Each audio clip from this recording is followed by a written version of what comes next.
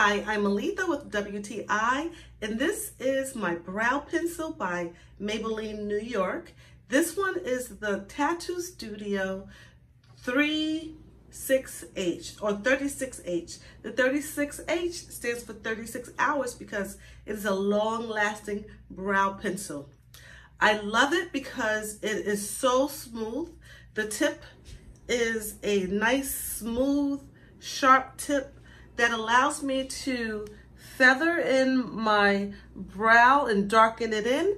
I didn't do this one, so I'm going to show you how it's done. It also has a brush on the other side of the pencil that allows you to define your brows a little bit more. This is a great pencil. I think I get a lot of control with this pencil because it doesn't smear. It doesn't give me too much of a dark color. It's just right. This color is black brown, which I love. It's perfect. So all I do is just, with light strokes, feather in my brow so that it's a little bit more defined.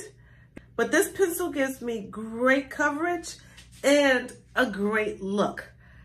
So if you want a really nice brow pencil that lasts a long time, that gives you nice control, try the TattooStudio 36-hour brow pencil with the defining brush on the end.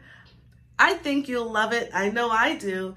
And that is just my point of view.